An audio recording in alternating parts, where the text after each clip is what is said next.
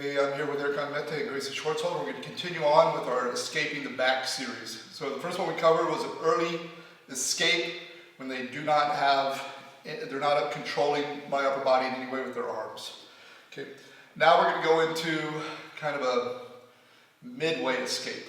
Okay. So again, I want to reinforce that idea. We're always trying to break the connection between the center of his chest and the center of my shoulder blades.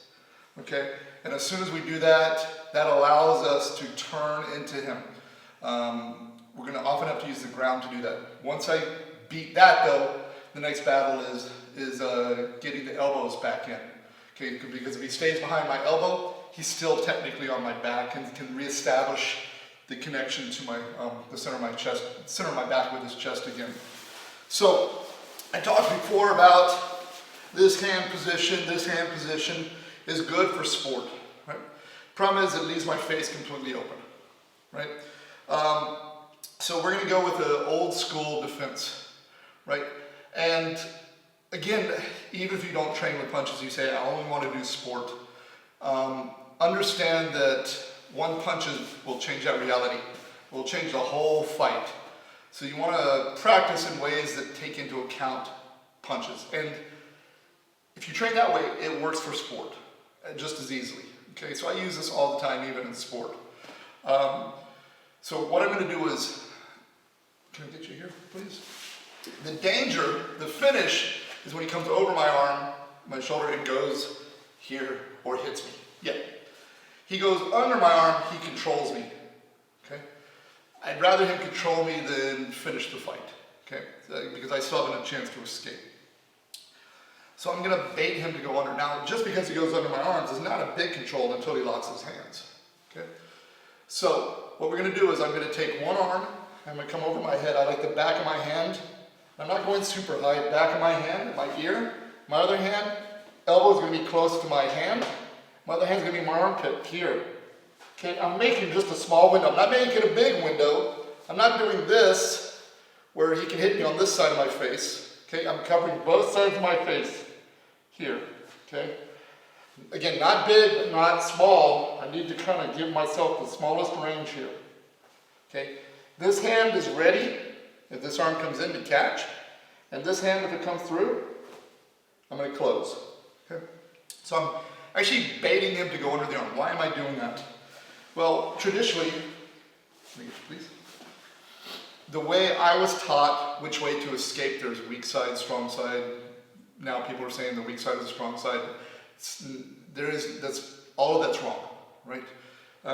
There's always just pros and cons to everything. But I was taught in the beginning that choking hand points the way I want to go. My problem with that is it's very good, it's correct. It was always this, go ahead. By the time I realized which way to go, I'm already in the choke. Right? So I'm like, oh, I gotta go this way, and I'm already fighting off the choke. So I personally look at it as, okay, the arm I'm over is my way out. Because the other one has to be the choke, but by the time he's reaching, so I'm already away from it. So I'm baiting him to go under one of the arms. Okay, so from here I'm baiting. So when the arm comes, I catch. Here, yep. He's trying to hit me, I catch, catch. So for now, let's do this side. I'm here, I catch.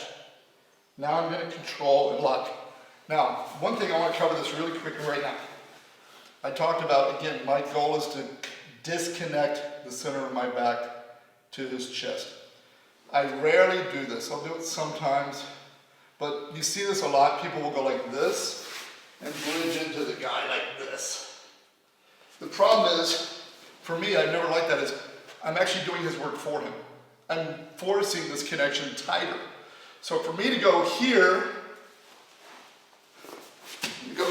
and then to try to work off to the side, resist, it can be really hard because I'm making that connection tighter.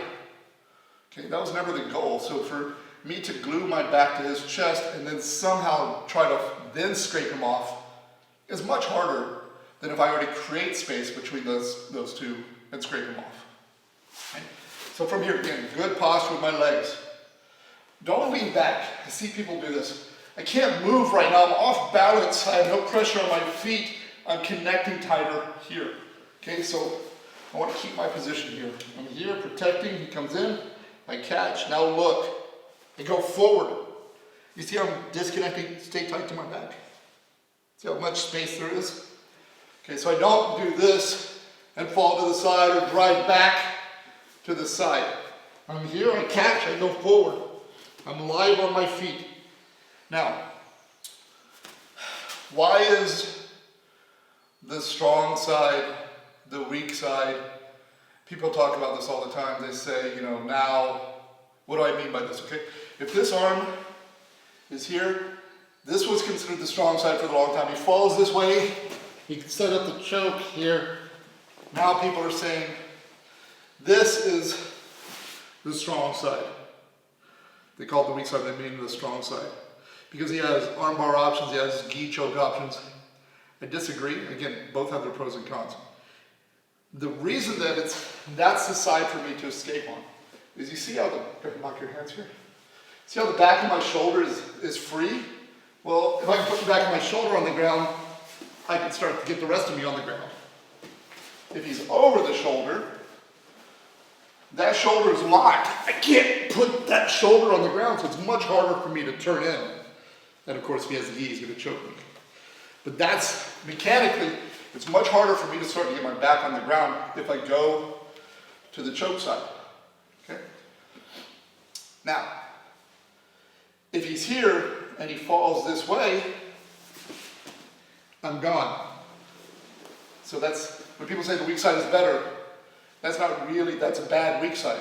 If he goes here and he spins a little bit to where he's under my shoulder when I fall, then I'm in trouble. I can't put my shoulder on the ground. Okay, but I see people do this and think they're going to do something. No, I'm gone at this point. This is not a good control. Okay, so that's one reason that when I go here, if the guy pulls me this side because he wants to fall and be underneath me and have a good strong, yeah, here, but do that again. I put my body forward. Then I start getting my shoulder on the ground, you see? So I don't want to let him occupy the space underneath me. Okay. Kind of a rule I go for is, see how his hand's on the side of his head? I'm always in trouble. Go. If I put my head between his hand and his head, sorry, stay here. I'm not in danger. But if he kept his head on the same side of his hand, then I'm in danger. So I'm trying to split that middle. Okay, so we're here, I catch, trying not to let him lock his hands. Even if he comes for the collar now, it doesn't really matter. Also, very far away. I fall forward, and as I fall, I turn, and I'm trying to put my shoulder blade, I should say, on the ground. Okay, now, keep your feet tight. See how his legs, it's pretty hard for me to break this hold. It's getting easier, but with my legs this way, also, come here, lock your hands, pull me back on top. Yeah, he can maybe start to work me here. So, once I put my back on the ground, I need to separate those legs. The closer he keeps his legs, the tighter this lock. Okay, so when I fall, watch my legs. If I'm here, I fall. See how wide my legs are? Okay, I don't want to have my legs like this. His legs are closer now, it's harder to break this little prison of his legs. Plus, something I do a lot, he takes his hook out, he lifts my leg, he's going to roll me to my stomach. He tries that now, my base is too firm. He tries to pull me back on top of him, my base is too wide. Okay, so this, now do you feel my pressure on your leg? That's what's going to, so even if this leg is here, I'm okay. Now, I'm pretty much out of danger. So, but my back is not on the ground. My shoulder's on the ground, I'm kind of a quarter on the ground. So from here, I've got this hold. I'm going to start to turn and move my body out. Here, I'm trying to keep my shoulders on the ground, but more importantly, I don't do this and bridge. Because now he's going to take his leg out from underneath me and come on top very quickly. Okay? Now, if he did, worst case scenario, he gets on mount, okay, that's better than when he was on my back. But I'm trying to pin his leg.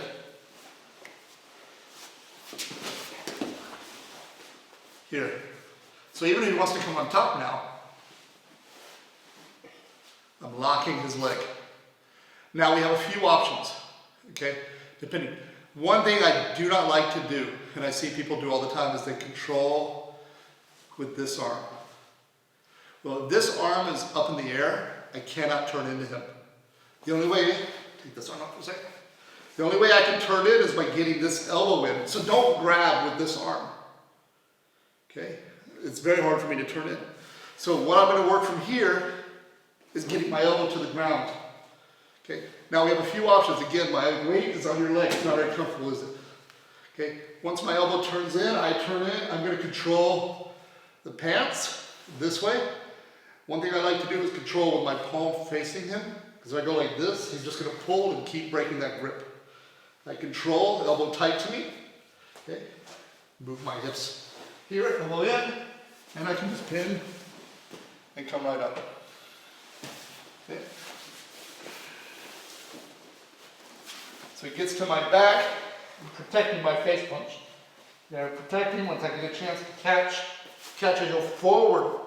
And as I fall, I don't fall to the side like this. As I fall, I'm already turning. That's why I'm not holding on super tight to this. Don't hold tight, lock yourself in place. In fact, once I'm here, I can even let go. If feet are wide, this also stops him figure four-ing his legs if he's got really long legs. Okay, here. I can start to turn. If the guy's got really long legs, I can take this arm for a second and pop that foot. Elbows in.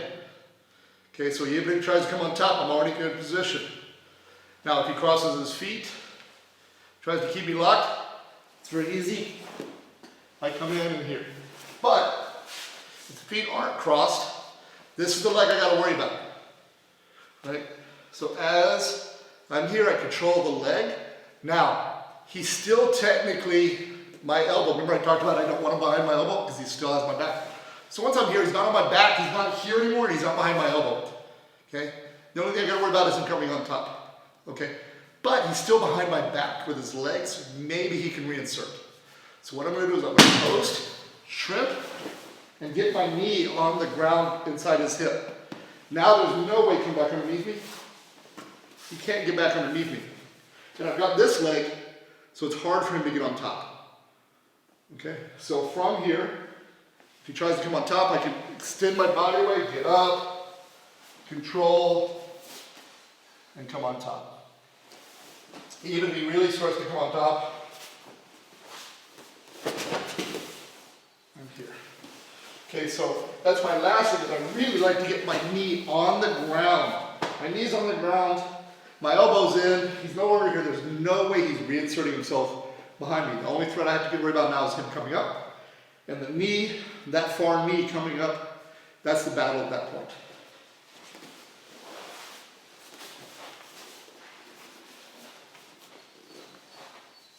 Remember, spin. Here, elbows in. If he starts to come up with that leg, worst case, come. Keep coming. I can just put him in the deep, or in the half guard. Okay, flat, let's go here. Notice again, what's making that so difficult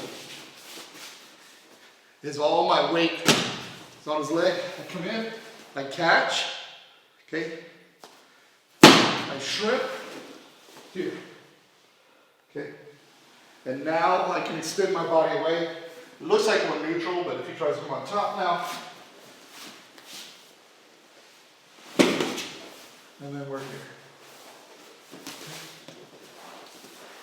One more time. Just understand that here, here, here. Once I'm here, the rest is going to kind of be a very fluid situation.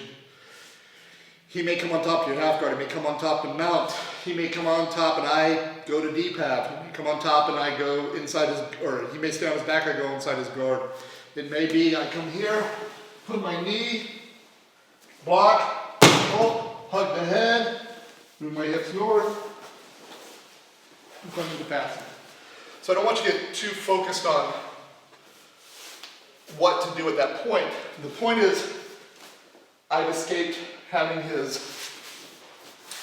chest connected to my back, and I've escaped having him behind my elbow. At this point, come on top. Yeah, see, there's any number of things that are gonna happen because I'm free to move at that point. Okay, so that's kind of my middle stage escape.